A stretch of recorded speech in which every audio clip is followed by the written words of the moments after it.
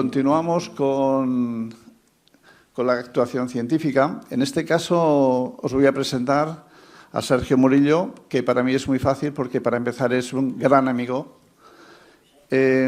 Sergio es economista de formación y tuve el gusto de... Yo pertenezco al Consejo de Personas Mayores, que depende de la Diputación Foral de Vizcaya, y en aquel tiempo le conocí como director general del Departamento de Acción Social.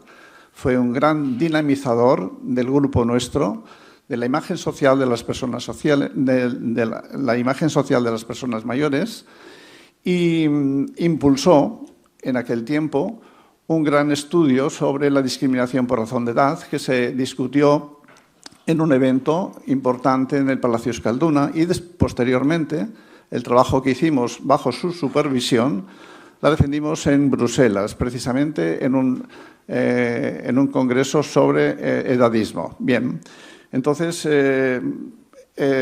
Sergio, con su valía, en poco tiempo pasó de ser el director general a diputado de Acción Social, puesto muy importante que además la desarrolló en un momento muy difícil, que fue el tema de la pandemia, y con éxito, además aquí en Vizcaya.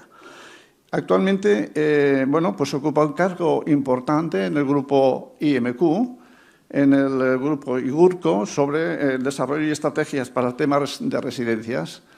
Y bueno, pues nos va a hablar hoy precisamente sobre el tema del edadismo, los efectos y los afectos y efectos, y una cosa muy importante que él siempre nos inculcó cuando estábamos en el Consejo, y es que no nos podemos olvidar de los jóvenes. Y ese pacto intergeneracional, él siempre lo ha tenido muy presente. De modo que yo me callo y le doy ya la palabra a Sergio. Bienvenido y muchas gracias. Es que ricasco, Jesús, Egunon, buenos días a todos. Es un honor que me presente Jesús Orbe y que además me presente así. No sé si tengo tantos méritos como los que él ha ensalzado, pero es verdad que me ha correspondido jugar algunos papeles profesionales. Me gusta poner esta fotografía porque esas son las cosas que he sido, pero soy una persona que nació ahí, a los pies del Monte Amboto. Eso es el interior de Vizcaya, la montaña más alta de Vizcaya exactamente, una mole caliza, a cuyos pies nací, y bueno, después por allí he vivido siempre en el duranguesado. Eso sigo siendo. Y sigo siendo también economista de formación y sigo siendo una persona comprometida con mi territorio, con las personas que viven en él. Y bueno, en algún momento de mi vida, como economista, me tocó dirigir una residencia de personas mayores, donde fui director y soy director, y desde donde me llamaron a cumplir algunas funciones, como él ha dicho bien, en la Administración Pública, la Diputación Foral de Vizcaya, que aquí es quien ejerce las competencias en el cuidado de las personas mayores, tanto en residencias como de las personas con discapacidad, incluso las menores en situación de desprotección. Pero no quiero hablar mucho de mí, aunque sirve para focalizar también desde dónde traigo las reflexiones que traigo y por qué Jesús me invita a compartir con vosotros y con vosotras estas reflexiones. Y digo que vengo de ahí porque solo así se entiende a veces las reflexiones que uno hace. He vuelto al mismo sitio, donde pasé 12 años en la Administración Pública en cargos de responsabilidad política, y he vuelto al mismo sitio, a la residencia donde aprendí de mayores, de otras personas que me enseñaron, y bueno, pues como uno ha vuelto con algunas canas más, algunos años más, por tanto también, pues me proponen en el grupo en el que está integrado la residencia algunas funciones nuevas. Jesús lo ha dicho muy bien, en el grupo IMQ, es la aseguradora privada, bueno, que cumple 90 años aquí en Vizcaya este año concretamente. Todo esto como introducción para que entendáis el contexto desde el que, además del cariño, desde mi recorrido profesional es desde el que voy a exponeros. Por eso también la aproximación a la perspectiva de edad, a la discriminación por razones de edad que hago y que compartía cuando dirigía o lideraba, más que supervisar, lideraba sobre todo o impulsaba el grupo que intentaba cambiar la perspectiva que sobre las personas mayores había en Vizcaya y del que Jesús Orre formaba parte como vocal también del Colegio de Médicos de Vizcaya. Y claro, hay que partir de un punto de partida. Yo voy a compartir mis reflexiones, no tienen por qué ser compartidas en su literalidad por todos ustedes, pero quieren ser un punto provocadoras y quizá, espero que también evocadoras, para hacernos reflexionar, porque también los mayores tenemos que reflexionar sobre cómo se nos ve o cómo contamos que somos, para que la forma en que nos ven otros cambie si es que tiene que cambiar. Y nuestro punto de partida social y mental, me gustaría que pensarais. Cuando pensamos en una persona de 20 años, nos viene a la cabeza una persona estudiando medicina, en primero, en segundo, en tercero, y poco más. Vive sin emanciparse en casa de sus padres, o quizá, como ha tenido que irse fuera de su entorno habitual a estudiar, pues quizá viva en un piso de estudiantes o en una residencia universitaria. Y cuando pensamos en una persona de 40 años, pues pensamos en una persona que ya ha empezado a trabajar, que quizá ya tenga familia, aunque en edad joven, y bueno, pues tiene una perspectiva de seguir trabajando durante 20 años. Y cuando pensamos en una persona de 60 años,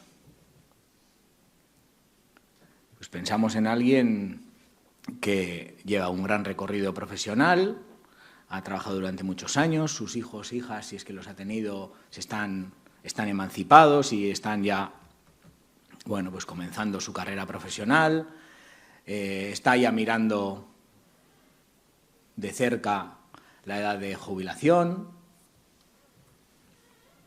Y cuando pensamos en una persona de 80 años, pensamos en alguien jubilado o jubilada,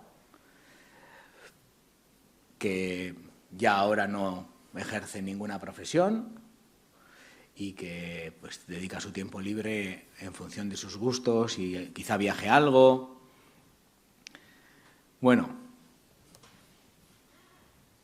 titulaba esta diapositiva que tenéis ahí como una vida de 100 años. Esas imágenes que a mí me evocan, las personas de 20 años, de 40, de 60 o de 80, son solamente ciertas parcialmente.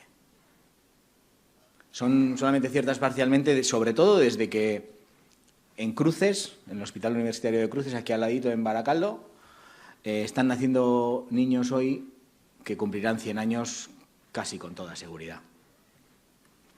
Y también en el Hospital Universitario de Basurto, aquí, al lado también en Bilbao, al lado de San Mamés. Y la verdad es que ya no todo es así.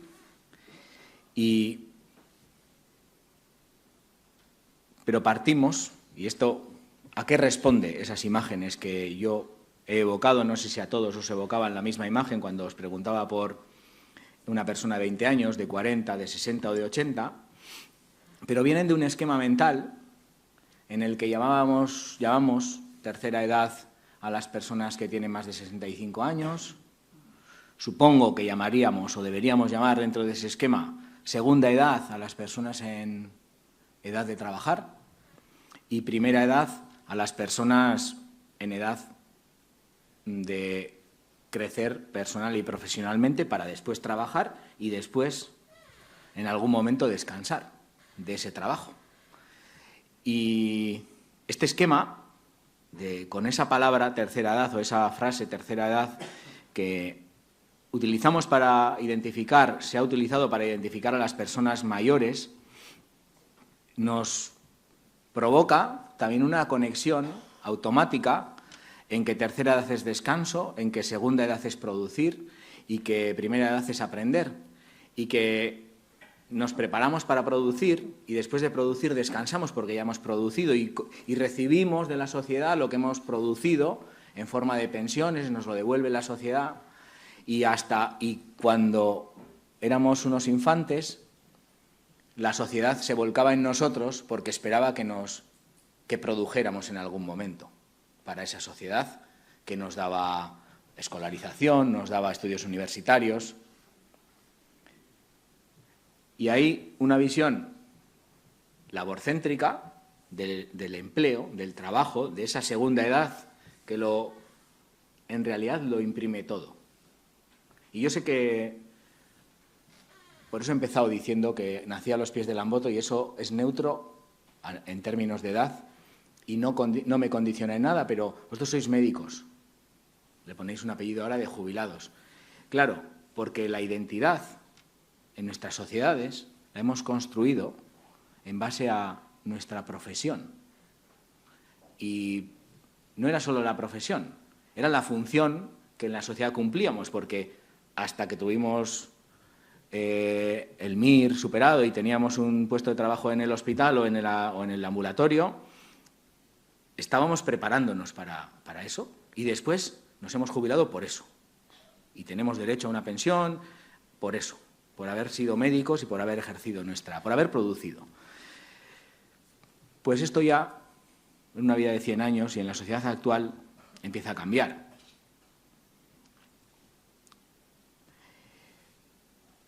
Empieza a cambiar porque ni todo el mundo, desde los 23 hasta los 65, está permanentemente trabajando, y a veces se pide un año de excedencia para irse de cooperante al extranjero, y entonces ese año descansa de producir, o vuelve a la universidad 2 años para hacer un máster o cambiar su carrera profesional, y por tanto vuelve a la etapa anterior, vuelve a etapas anteriores, vuelve a la primera edad, o vuelve a hacer lo que se supone que tenía que hacer en la primera edad. Y a veces descansa porque quiere cuidar a sus hijos e hijas, teniendo 40 años, haciendo cosas que solo se espera que hagan en la tercera edad. O se va en un año sabático a viajar, que son cosas que en un esquema así, en 3 etapas, solo se esperaban en la tercera edad. Esto, por tanto, hoy, y supongo que veis identificado, espero que estéis viendo algunos ejemplos de esto que os estoy contando, os quiero contar, tiene que ver con cómo después nos vemos a nosotros mismos cuando tenemos una edad avanzada, digámoslo así. Y claro, se han empeñado tanto en decir que somos la clase pasiva, la que recibe las prestaciones y que está en quiebra el sistema de pensiones, y que somos consumidores de recursos, y que el sistema de la dependencia y que los mayores van a reventar el sistema de salud, porque son tantos que, claro, ¿cómo no vamos a tener esos estereotipos si nos siguen viendo así? Bueno, pues yo algunos mensajes, hasta ahora os he hablado de vuestros pensamientos, de nuestros pensamientos, quizá desde los afectos, desde lo que creo que tenemos que ir corrigiendo y repensar. Pero ahora unos datos racionales. Si las personas mayores parece que solo son las dependientes, que sepamos que en Vizcaya, por datos que nosotros tenemos, solo el 10,5% tienen reconocido un grado de dependencia. Por tanto, las personas mayores no son dependientes, sois sobre todo autónomas para las actividades de la vida diaria. No sois pasivas, aunque os hayan metido en ese lenguaje de las clases pasivas en el sistema de la seguridad social, porque el 21,8% de todos los voluntarios en Vizcaya, de todas las voluntarias en Vizcaya, son personas mayores de 65 años. Y es muy parecido al porcentaje de población mayor que representan en Vizcaya, que estaba en torno al 24%. Por tanto, hay tantos voluntarios mayores como jóvenes o menores de 65 años, digámoslo.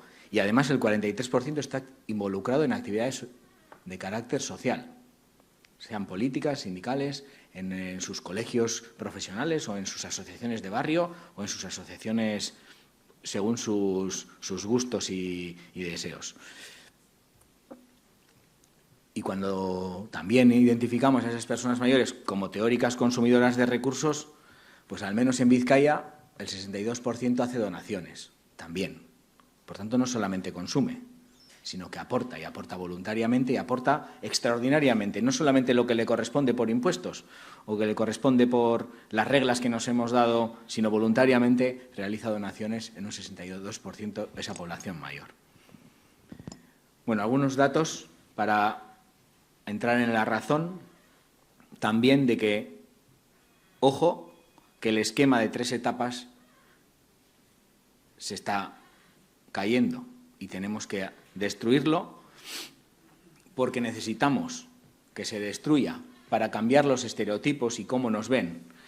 Cómo nos ven, porque si nos ven así, si nos vemos así, nos vamos el resto. Cuando nos acerquemos a una persona mayor, nos vamos a comportar así. Es decir, ¿qué tenemos que mirar? ¿El color con el que pinta el lápiz o el color del lápiz? ¿Qué tenemos que mirar? ¿Qué hacen las personas mayores de verdad? ¿O qué hemos dicho o pensado o construido y aparejado a la palabra persona mayor? Es decir, ese lápiz pinta en naranja. Esa persona mayor es mayor, pero es activa y es autónoma. No es un lápiz azul, es un lápiz que pinta naranja.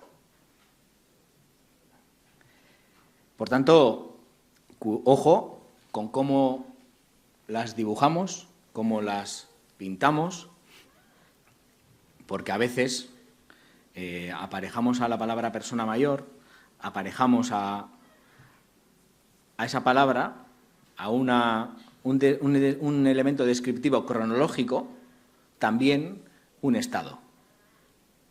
Y saltamos, cuando tiene 80 años, saltamos a pensar que está ocioso, que no contribuye y que es dependiente o tiene muchas probabilidades de ser dependiente.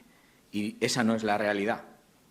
Eso está alejado de la realidad, como podéis, con estos datos racionales y como seguramente en vuestro entorno y pensando en vosotros y en vosotras, hoy el mejor ejemplo lo tenemos aquí, no es cierto. Y el origen y la necesidad de superar esto están en el mismo sitio. Es un poco paradójico. Está en el origen del estado del bienestar. En 1945, en los informes Beveridge, los informes de aquel liberal cuyos informes asumió el gobierno laborista después de la Segunda Guerra Mundial en el Reino Unido.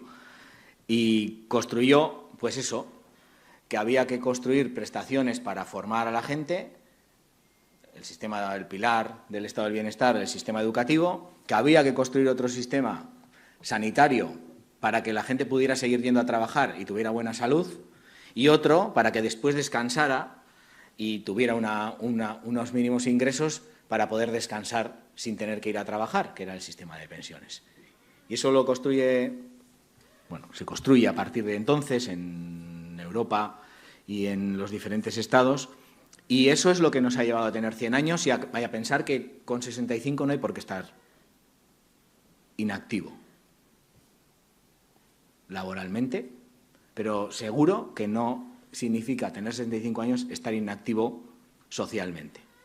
Laboralmente quizás sí, cada uno optará, pero seguro que socialmente no, porque tenemos todavía por delante muchos años de vida. Y eso es porque en aquel estado del bienestar, cuando lo construyeron, nadie pensaba que vivirían 100 años los jóvenes y las jóvenes que hoy nacen, los niños, las niñas que nacen hoy en Cruces. Por tanto, eso que se construyó y se construyó en 3 etapas, pensando en la jubilación para los 65 y en formarles para producir y producir para ahorrando un poquito, quitándoles un poco para dejarlo para su jubilación, es también la causa que hace que tenemos que cambiar ese esquema. Por tanto, una pequeña paradoja para empezar a desmontar. No desmontar el estado del bienestar, pero sí desmontar el pensamiento que subyace detrás del estado del bienestar que nos ha traído hasta aquí. Y nos ha traído tan hasta aquí que es inevitable que a veces se plasme incluso en las leyes de aquí, de ahora. Y no quiero por eso, no quiero solamente hacer un ejercicio de reflexión etérea, que luego, moderados por Jesús Orbe, podemos compartir, sino traerlo a territorio, al concreto. Yo, como habéis oído, he desempeñado algunas funciones en el sistema de servicios sociales vasco, en Vizcaya concretamente, y bueno, pues lo conozco y además me tocó ser diputado, por tanto la cara más visible en el territorio histórico de Vizcaya de la respuesta a la COVID en las residencias también. Y diré que la Ley de Servicios Sociales, que es el paraguas que en Euskadi tenemos para los servicios sociales, no habla discriminatoriamente de las personas mayores, porque dice que el sistema vasco de servicios sociales tiene una finalidad de favorecer la integración social y la autonomía de todas las personas, de todas, de las familias y grupos, desarrollando funciones promotoras, preventivas y protectoras. No hace, por tanto, ninguna referencia a la edad, porque sobreentiende que dependiente puede ser un joven o un no tan joven, y sin embargo, y ese es el marco, y los principios inspiradores de la ley son esos, pero después cuando hacemos ya el catálogo sí discriminamos entre residencias para personas mayores y residencias para personas no mayores. No mayores de 65 y sí mayores de 65. Cuando en realidad, quizá las necesidades puedan ser similares o no tiene por qué estar tan clara esa línea de los 65. Pero también pasa en todo el Estado. Yo sé que aquí venís personas de todo el Estado y la ley de dependencia tiene una inspiración muy similar. De hecho, es previa y seguramente la vasca copiará a esta de dependencia y su nombre es un poco más largo, que es promoción de la autonomía personal y atención a la dependencia. Y en sus principios y planteamientos dice que regulan las condiciones básicas para el ejercicio del derecho subjetivo a la ciudadanía, a la promoción de la autonomía personal y atención a las personas en situación de dependencia. Ninguna referencia a la edad. Y, sin embargo, cuando ya llega al artículo 15, otra vez, personas mayores en situación de dependencia. Entonces, hacemos un distingo, aun teniendo la misma situación de necesidad, según la edad, hacemos un distingo. ¿Y son leyes edadistas? No lo sé. ¿Su aplicación puede ser edadista? Dan pie a hacer ejercicios edadistas. Y no me quiero retrotraer mucho a la pandemia porque yo confío en que no vuelva a suceder y que la ciencia nos haya llevado a un escenario en el que la podamos afrontar de forma diferente, pero el ejercicio edadista para que no se mueran los mayores vulnerables, los más vulnerables de las residencias, vamos a tenerlos dentro de las residencias sin salir y además que no entre nadie a visitarles, lo decíamos el resto, pues era el ejercicio más edadista que yo recuerdo, porque el resto podíamos asumir el riesgo de ir a hacer las compras o sacar a nuestro perro a la calle y asumíamos autónomamente el riesgo evidentemente de contagiarnos y por ello pues sufrir las consecuencias de la COVID, pero claro, los mayores directamente decidimos, los mayores en residencias, decidimos que no saldrían, que no recibirían visitas, sin preguntarles, claro, si querían asumir algún riesgo y que directamente no tendrían derecho a asumir los riesgos que el resto de la población estábamos asumiendo. Además de otras muchas cosas, quería poner el foco en esto. Claro, seguramente no había personas mayores que se vieran vulnerables como para estar en una residencia en los consejos de gobierno, tampoco en el mío, pensando en esto. Y, bueno, aunque con el tiempo corregimos, la primera fase de la pandemia fue dramática en estos términos, también términos edadistas. Por no hablar ya de los criterios de acceso a hospitales, que no quiero entrar en polémicas, pero por dejarlo en marcos legales previos a la pandemia 2006-2008, en los que algunos sesgos, matices hay señalados Por tanto, tenemos que cambiar nuestra visión. Mi reflexión que quería compartir, porque estamos en un esquema mental en el que tenemos que proteger a las personas vulnerables. Y para protegerles, las metemos en una residencia donde les podemos proteger o les lleva, cuando en realidad lo que esas personas y todas quieren es desarrollar su proyecto de vida en comunidad, con apoyos o sin apoyos, los que necesiten. Estamos en esos esquemas mentales y girar, tengo que reconoceros, debemos reconocernos, que girar un gran buque requiere una inmensa cantidad de espacio y tiempo. Habéis estado estos días, ayer en Guecho y hoy iréis al casco viejo de Bilbao, hasta aquí, hasta dentro de la ciudad, entraban los buques a cargar y se cargaban de mercancías y volvían a mar abierto normalmente al norte de Europa para intercambiar carbón y acero. Eso fue el principio de la industrialización en esta ciudad.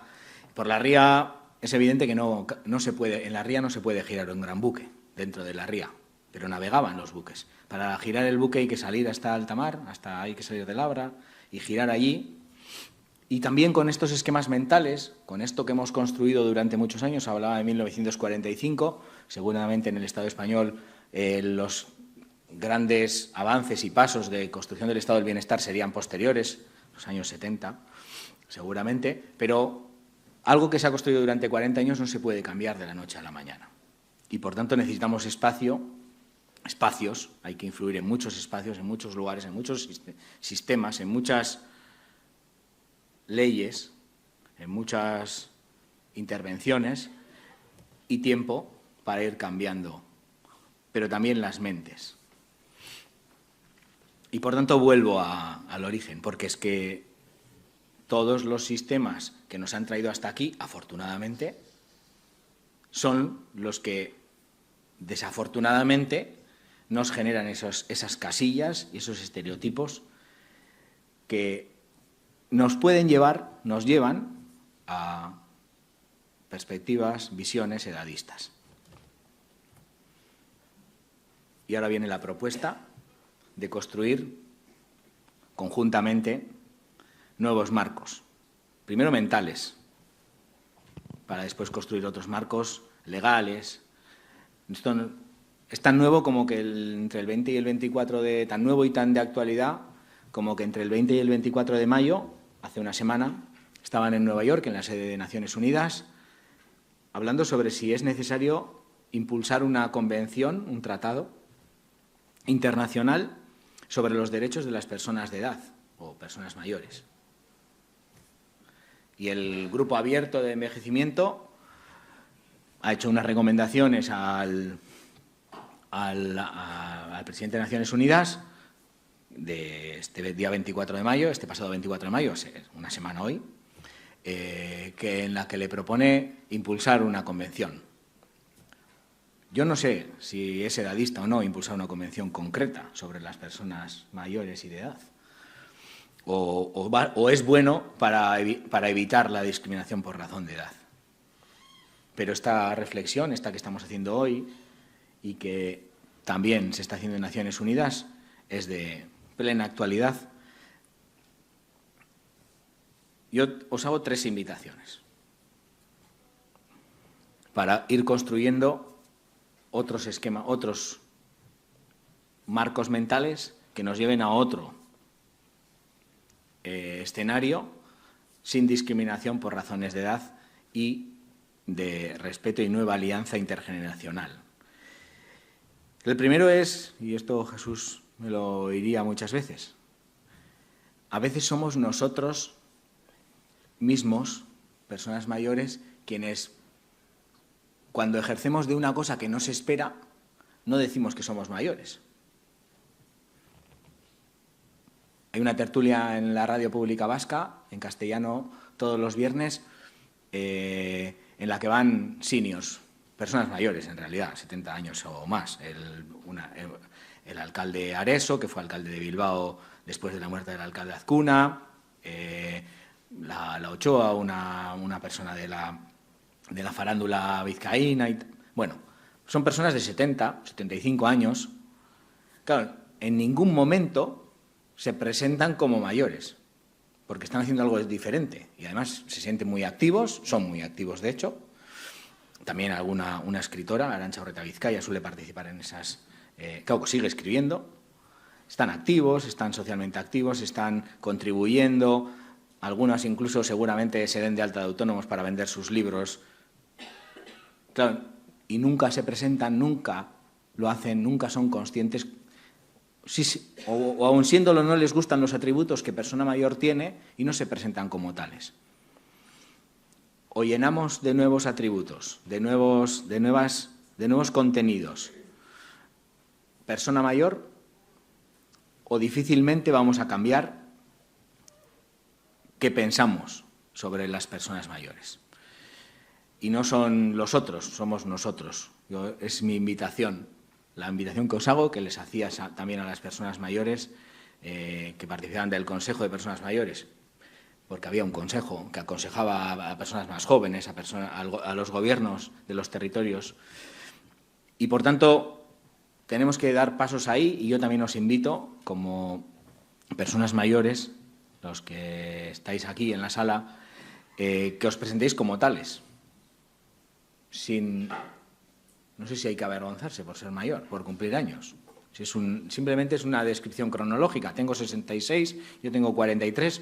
¿Eso quiere decir que estoy parado, trabajando, activo, pasivo, que cobro una prestación por desempleo? No. Realmente no debería significar casi nada. En esos términos. Y lo que después viene debería ser lo significativo, no lo primero, la edad cronológica. Bueno, por tanto, mi primera invitación a una toma de conciencia y después también una proyectar sin vergüenza, porque no sé por qué hay que avergonzarse de cumplir años y de ser algo que el estereotipo no espera. Mi segunda invitación, esta es para los jóvenes también, o los menos mayores, de reconocernos como vulnerables. Después del COVID yo creo que igual hemos aprendido algo, pero también creo que en un mundo global en el que todos podemos ser migrantes y podemos sentirnos más solos en un país que no es el nuestro, con un idioma que no sea el nuestro, sin nuestra red, pues parece que reconocernos vulnerables a lo largo de nuestra carrera profesional o nuestra vida debería ser más normal.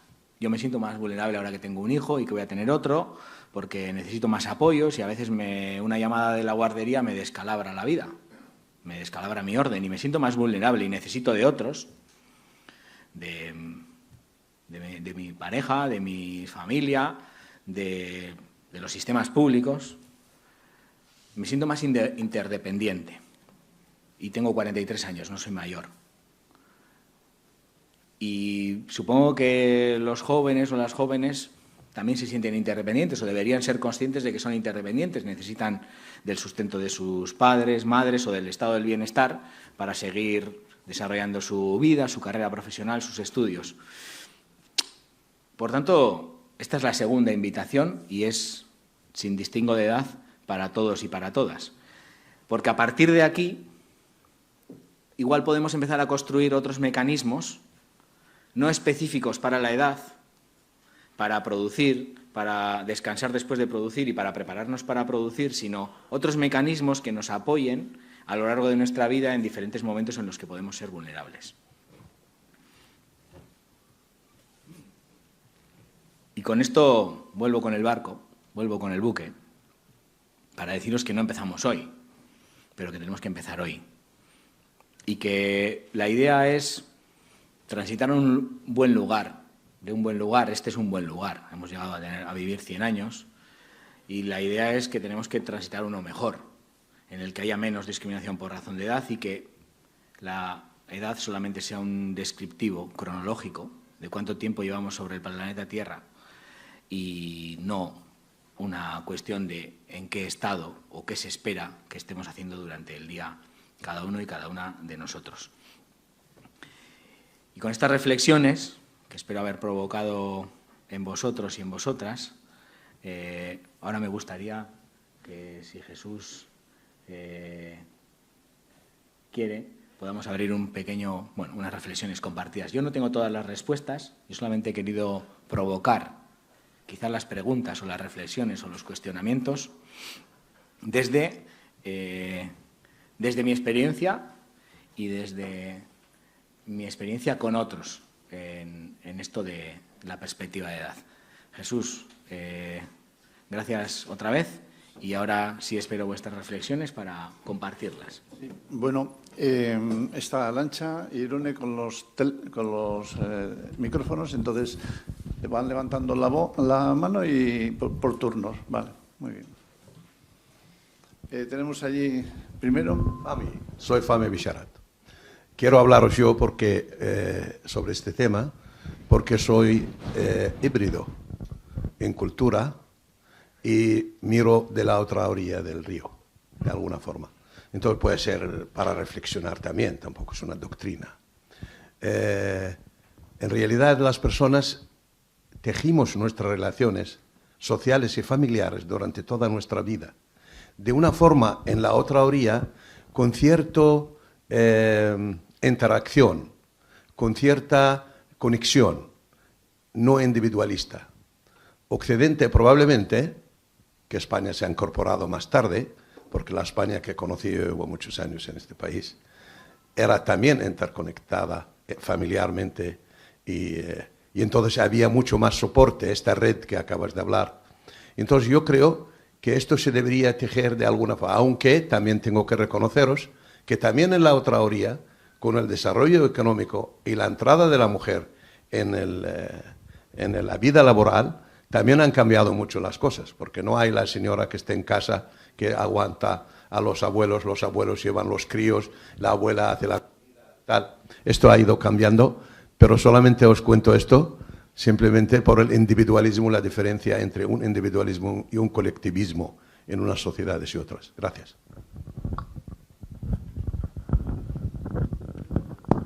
Sí, te agradezco, Xavier, Fami, te agradezco la reflexión. No he querido introducir yo la perspectiva. El estado del bienestar también se construyó sobre un modelo familiar en el que siempre había alguien en casa para cuidar y para limpiar la casa y para hacer las cosas de la casa, para que la otra o el otro fuera a trabajar y además con un sistema de salud estuviera saludable para poder seguir trabajando. Y también el sistema de salud empezó a abrirse a atender a esa persona que se quedaba en casa para que pudiera estar saludable y mantener en marcha. No he querido incorporar demasiados elementos para no complejizar la reflexión, pero evidentemente es más compleja porque detrás del esquema en el que Beveridge hace su primer informe, después hizo más, hizo hasta 3 informes, y el segundo fue sobre el desempleo, y el tercero era sobre el voluntariado y las redes de solidaridad no familiares. Creo que es del todo interesante tener en cuenta que solamente se abordó la reforma de los sistemas de respuesta pública con el primer informe de Beveridge, pero hizo 3 para autocorregirse él mismo en su informe, y el tercero, yo lo tengo en casa y lo leo a veces con curiosidad para incorporarlo a la reflexión, porque Beveridge también dijo que había redes solidarias que eran necesarias para mantener la vida no solamente en los sistemas públicos de respuesta. Y no he querido yo introducir el factor de género ni el desarrollo de la apertura de la mujer al mercado laboral y todos los avances que en ese sentido ha habido. Pero evidentemente detrás subyace también un esquema de familia y un esquema de roles de género sobre los que se construyó el estado del bienestar en 1945, por ponerlo en algún lugar en el tiempo. Y te agradezco la reflexión, a la que poco más puedo aportar, y estoy de acuerdo. Creo que si pensamos en una vida sin 3 etapas, tendremos más tiempo, menos tiempo, podremos distribuir más esta es mi tesis, y ya la comparto con vosotros y con vosotras, pero ¿podremos tener más tiempo dentro de nuestra vida para intercalar dentro de la producción el descanso o la familia o el desarrollo solidario, no dejándolo para cuando tengamos tiempo después de trabajar a los 65? Y creo que eso es parte también del camino que tenemos que hacer en una vida de 100 años, porque igual que no nos vamos a jubilar a los 65, ya está puesto por ley, tampoco creo que vayamos a trabajar desde los 23 a los 65, por mucho empleo que haya, y tampoco creo que nos apetezca no trabajar nada a partir de los 65. También creo que durante esa vida nos puede apetecer también en algún tiempo dedicarnos a las labores del hogar y a cuidar, aunque tengamos 43, eso es. Gracias por... Yo soy Manuel Montero, de Córdoba. He reflexionado también sobre este tema, pero yo quiero ir al terreno más práctico, porque algunas de las terminologías me resultan un poquito lejanas. Entonces, le voy a contar primero una experiencia que tuve, un éxito de lo que fue una interacción entre jóvenes y mayores, y después le voy a decir una pregunta que me hago sobre cómo buscar intereses comunes, porque yo creo que nos movemos por intereses. Tuve una experiencia de hacer una asignatura en la Facultad de Medicina, Medicina de Veteranos para Noveles. Tuvo mucho éxito durante 4 años, en la que los médicos veteranos de diferentes especialidades le contaban a los estudiantes de medicina cómo eran y por qué habían elegido su especialidad. Tuvo mucho éxito, pero tuvimos que dejarla porque la facultad ya no nos daba crédito y entonces ya en el interés de los jóvenes lo habían perdido. Entonces, ahora, aparte de vocal de médicos senior de Córdoba, pues soy el responsable de las actividades culturales. Entonces, a la hora de organizar las actividades culturales tengo verdaderos problemas porque para que haya una socialización entre más mayores y más jóvenes, pues tengo que buscar intereses comunes y no me resulta nada fácil. Me gustaría preguntarle cómo podría yo investigar intereses comunes para poder tener éxito en las actividades que realizamos. Gracias. Gracias, Manuel, por compartir la experiencia que tuvisteis y la pregunta también. Yo, por aterrizarlo muy concretamente y para vuestro colectivo, porque más profesionalmente no estoy lejos. Trabajo en las organizaciones en las que trabajo, en las residencias de mayores, necesitamos médicos, necesitamos enfermeras, necesitamos enfermeros, doctoras también. Y también reflexiono sobre estas cosas y también mi recorrido vital ha sido cercano a la profesión, a vuestra profesión. Y voy a aterrizar, Manuel, en la propuesta. Creo que tenemos que pensar, sin hacer que nadie salga de su... ¿Qué hacen los jóvenes? ¿Médicos o los que recién egresados de la universidad se incorporan a un mercado laboral? Teóricamente no tienen ninguna dificultad, pero sabéis que estamos teniendo unos cuantos migrantes, gente que viene del extranjero, especialmente de Sudamérica, para que ejerce la medicina en Vizcaya o en España, seguramente.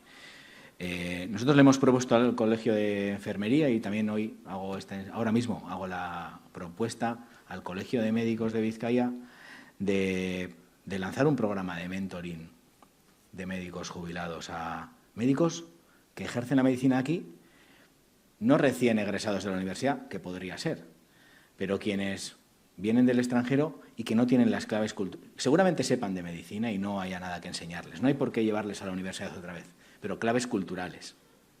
El acompañamiento, cuando no tienes ninguna red, ser la primera red.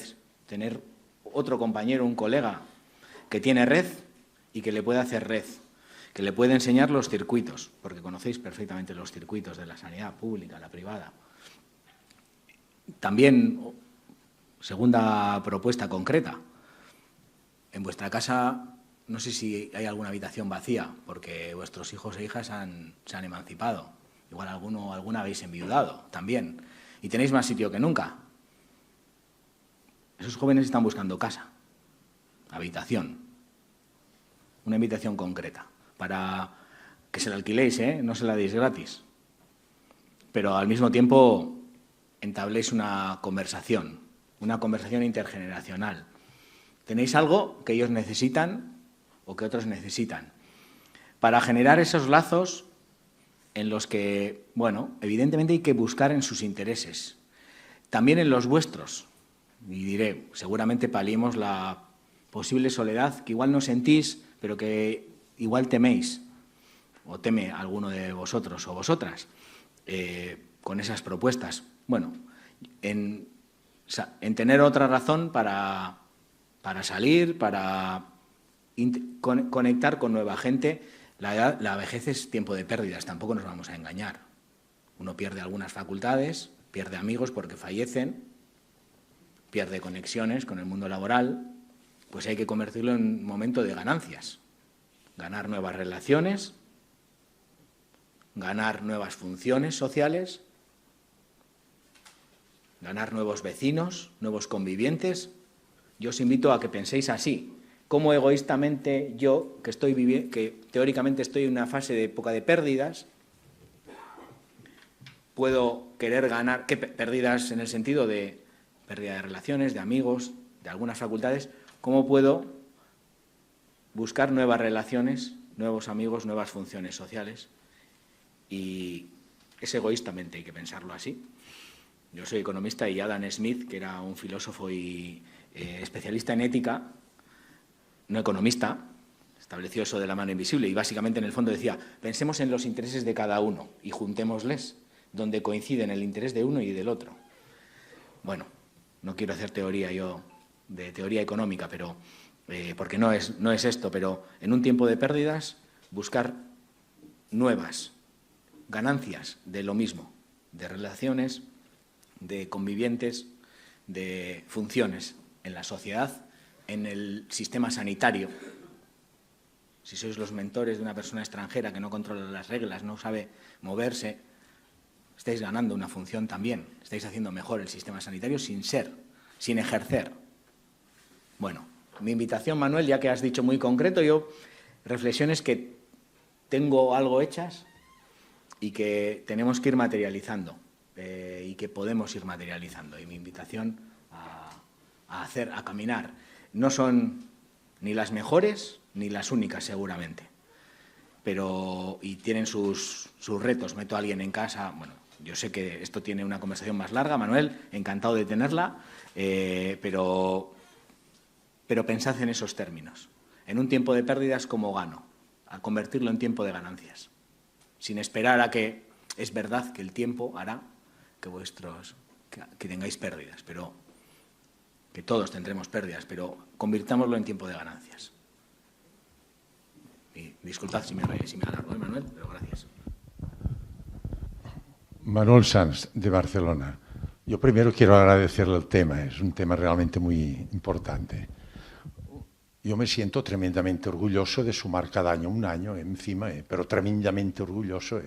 A mí lo que me interesa es la edad, no la cronológica, sino la biológica. Hoy día, por neurofisiología, estimulando la neuroplasticidad y neurogénesis, los neurólogos nos dicen que podemos mantener el cerebro joven toda la vida. Y sabemos que más del 90% de la patología anímica y orgánica, neoplasias, infecciones autoinmunes, etc., es de aquí. Manteniendo el cerebro joven, o sea, podemos mantener. Mire, haciendo una estadística en el Colegio de Médicos, el 68,5% de los médicos jubilados de la medicina pública se sintieron expulsados, maltratados, porque están en plenas facultades físicas, mentales y con la máxima de experiencia. La vida media se alarga, 85, y llegaremos a los 100.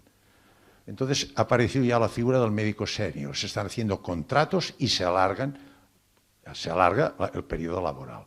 En el Colegio de Médicos este año se han colegiado el 58% son de fuera de España. Fíjese bien lo que le digo, 10% comunitarios y el resto de Sudamérica.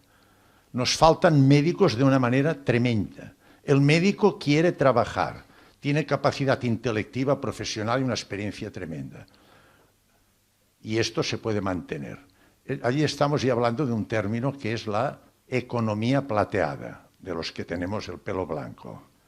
Entonces, ¿no cree usted que lo que estoy de acuerdo que nosotros hemos de poner de nuestra parte? Le digo que podemos mantenernos en condiciones, pero lo que es el entorno político, amigos míos, tiene que cambiar. Hay unas incongruencias tan grandes entre el número de residentes que nos dan, el número de plazas que dan, las jubilaciones a la edad que dan, las posibilidades de continuar. Hay países que no hay jubilación. Canadá, la gente puede continuar trabajando el tiempo que quiera.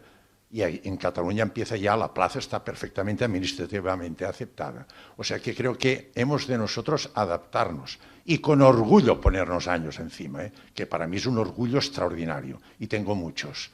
Pero también la administración alrededor tiene que ponerse a la altura. Le cuesta muy poco hablar de edadismo, pero no cambiar nada. Yo creo que tiene que cambiar y mucho.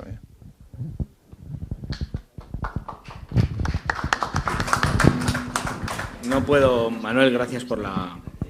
De verdad, no puedo estar más de acuerdo y además, por eso he dicho que estatutariamente se estableció una discriminación por razón de edad, excluir del mercado laboral a las personas mayores de 65 años, ahora se ha extendido a 67, pero en algún momento, por ley, se excluye. Bueno, ahí la ley ya empieza a estar a favor y nosotros en la Diputación Foral de Vizcaya, mientras yo era diputado, también tuvimos un caso que recurrió la persona, la jefa del servicio concretamente, y siguió trabajando hasta que lo consideró. Pero voy a ser, aquí también vamos a hacer la lectura de la segunda vuelta. Este es el primer piso, estamos de acuerdo. Entonces lo que hay que revisar es la función pública. Y lo que hay que hacer es exámenes a los funcionarios de vez en cuando, para ver si están como para ejercer, y punto final. Y da igual si tiene 60 años, 68 o 43. Y si tiene 43 y no está para funcionar, excluyámoslo. Hagamos edadismo, no. Hagamos de verdad. Pero creo, y menos mal que no tengo ningún cargo político y no sé si habrá algún político en la sala, pero no me importa, que Gochone, que estuvo ayer por aquí, la consejera, creo que hay que pensar en estos términos, porque lo edadista es poner una edad y que uno de 43 que está peor para funcionar como médico que uno de 68, si esté habilitado, no le digamos que no le invitemos a jubilarse, y al de 68 sí. Por tanto, creo que la reflexión, y esto es un melón bien gordo, y permitidme la expresión coloquial, que no se ha abordado, pero, poniendo un poco de perspectiva, este sistema de función pública, para que lo tengamos presente, este sistema de función pública solamente opera, no opera en toda Europa. En Europa también se hacen exámenes a los funcionarios y periódicamente se revisa, no es un puesto en propiedad, no digo un examen estricto igual que el de acceso, pero un examen de revisión, un ejercicio de verificación, de testeo y de darle continuidad. Yo he estado en Dinamarca y esto lo hemos visto, y por tanto les extraña nuestro sistema, que también, en este caso en España, es un efecto reacción a un sistema, es una reacción al sistema franquista de designación de funcionarios públicos. Pero creo que tenemos que repensar esa parte también para no tener una función pública edadista. Y lo digo y me sumo. Lo que pasa que también, y ahora ya al tercer piso, este es el segundo piso, ¿vale? El primero, compartido, es edadista. Segundo, el problema realmente está en la función pública, que debería revisarse quién puede seguir ejerciendo o no. El tercer piso es cómo se cambia esto, y ahí ya, digo, yo también estoy para escuchar. No tengo reflexiones tan formales, porque es muy difícil. Pero sí es cierto que en algún momento esa reflexión se tendrá que hacer y tendrá que impulsarse. Yo, ya veis que no me importa, siempre he sido, bueno, Jesús lo sabe, he sido quizá un poco demasiado valiente en algunas cosas, pero en estas cosas también creo que tenemos que atrevernos a reflexionar juntos. y luego ser prudentes. Y esto no se cambia de un día para otro. Y no, mañana va, porque vaya Sergio Murillo de director de Función Pública a la Diputación de Vizcaya, no va a pasar nada, no se preocupen ustedes, no va a pasar nada de nada. Y no voy a ir de director de Función Pública a la Diputación. Tranquilos todos, y todos los funcionarios pueden estar tranquilos. Pero creo que esa es la reflexión que tenemos que hacer, para que luego no se produzcan efectos edadistas o tendencias edadistas. Y me paro porque creo que la reflexión recogida... Bueno, tenemos dos intervenciones y con esas dos vamos a finalizar, porque luego tenemos un café y luego tenemos al doctor Ricard, que nos va a hablar. De modo que, para cumplir los horarios, dos preguntas y terminamos. Muchas gracias. Eguerdión, gusti hoy. Me llamo Florencio Moneo, soy de Vizcaya y solo tengo una... Para ti, Sergio, permíteme el tuteo. Nuestras autoridades políticas, sean de nuestra comunidad o de otras comunidades autónomas, sean centrales del gobierno o del gobierno de la Comisión de la Unión Europea, han pensado, están apoyando proyectos que tienen que ver con la construcción, la facilitación y el liderazgo de dinámicas de grupos de comunidad, de comunidades de personas mayores, basadas y construidas para la solidaridad y el apoyo mutuo dentro del grupo grande social que es la sociedad donde todos vivimos. Eskerrik asko, muchas gracias.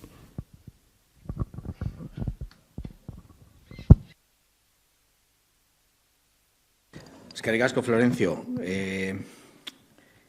Creo que hay un debate ahora mismo en el Congreso de los Diputados, en la Comisión de Vivienda, con un borrador de propuesta sobre las comunidades, entendiéndote, si es que he entendido bien, sobre comunidades de alguna manera, de personas mayores para apoyarse mutuamente o construir los servicios comunes que quieren para vivir autónomamente o al menos sin tener que ingresar a instituciones. Hay una propuesta, un borrador de texto en la Comisión de Vivienda del Congreso de los Diputados en este momento. No está muy activa la Comisión de Vivienda, no te lo voy a negar, pero si quieres puedo hasta compartir el documento que está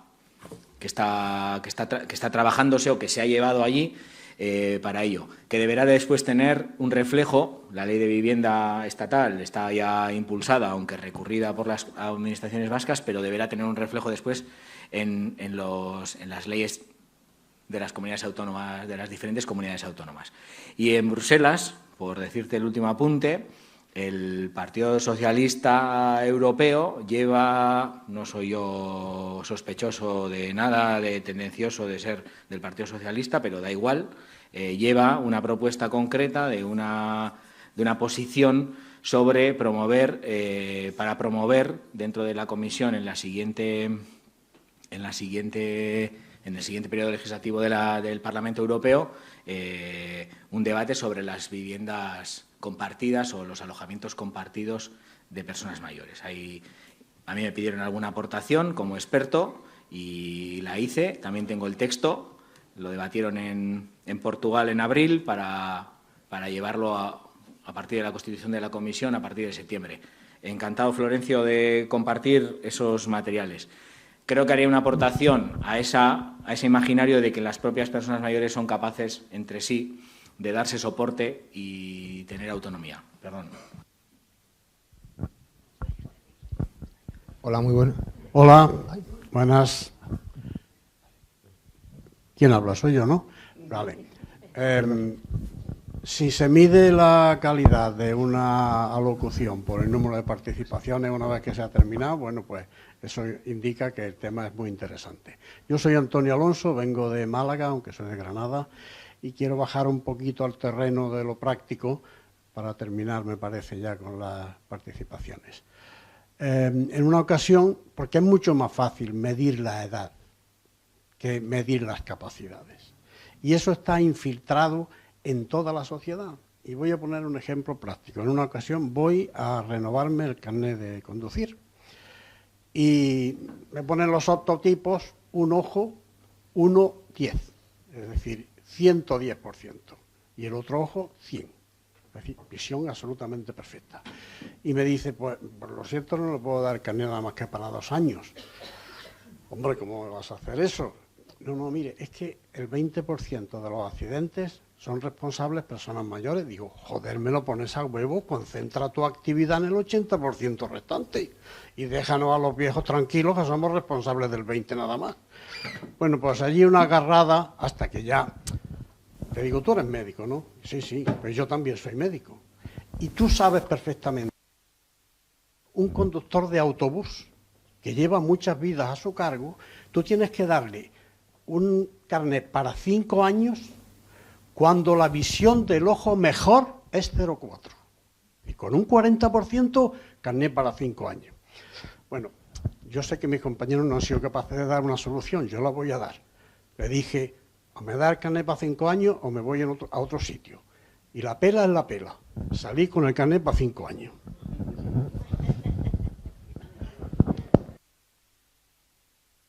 Antonio, solamente creo que es otro ejemplo de por sencillez,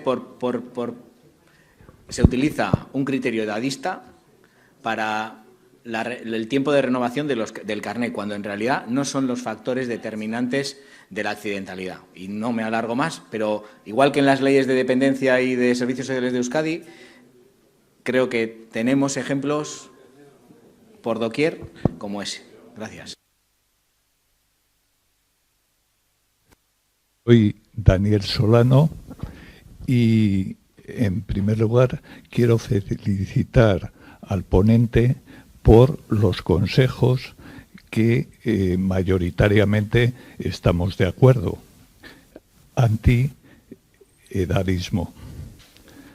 Pero, por otra parte, lo que quiero aportar a la reflexión es que a la hora de plantear los hechos, la realidad que ha planteado a propósito de la dependencia con datos, del voluntariado, de las actividades sociales y de las donaciones, esa realidad es parcial, y quisiera aportar a mi reflexión que en sucesivas ocasiones, tanto por su parte como por parte de cualquiera de los asistentes, añadan qué tipo de dependencia,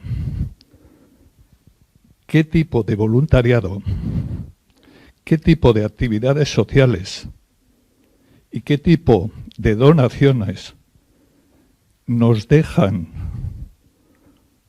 realizar, porque de esa manera completaríamos la realidad social de una forma más aproximada a la realidad real. Yo esta reflexión no la he hecho exclusivamente por la ponencia que he podido comprobar, sino que habitualmente me la hago en el sentido de que hay dependientes minoritarios, que hay voluntarios excesivos, que hay actividades sociales por las cuales los mayores podemos participar y hay donaciones. Pero realmente, ¿qué tipo de donaciones y qué tipo de participación social nos dejan a los mayores? Eso creo que a la hora de exponer los hechos es imprescindible para contribuir a que la realidad sea lo menos parcial posible. Muchas gracias. Gracias, Daniel. Solamente recojo, y es verdad, he querido solamente hacer un contrapunto con 4 elementos fácticos. Evidentemente hay detalle, Las fuentes las tengo identificadas y podría compartirlas. Son algunos estudios concretos y es verdad que ni el voluntariado es el mismo de los jóvenes que de los mayores de 65 años, ni participan ni las donaciones son de la misma cuantía, ni a los mismos destinatarios, pero he querido poner algunos elementos contrafácticos, si queréis, ante el estereotipo de mayor dependiente, de mayor pasivo, mayor consumidor de recursos, poner algunos elementos contrafácticos. Y, evidentemente, cualquier generalización deja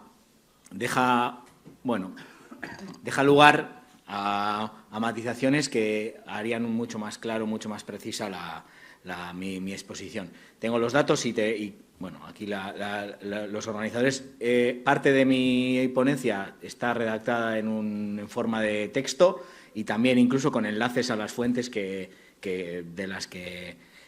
a las que te referías ahora, Daniel, y por tanto seguro que pueden compartirlo para que puedas acceder y analizarlo más. Queridos, a veces el espacio el tiempo también obliga a hacer simplemente 4 flashes, que es lo que yo en esa diapositiva he querido compartir con ustedes. Y si me he extralimitado en la generalización o ha sido una generalización excesiva, me pido disculpas y encantado de aclarar o especificar más. Bueno, pues muchísimas gracias, Sergio. Estás en tu casa, esta nueva vista. Un aplauso para España.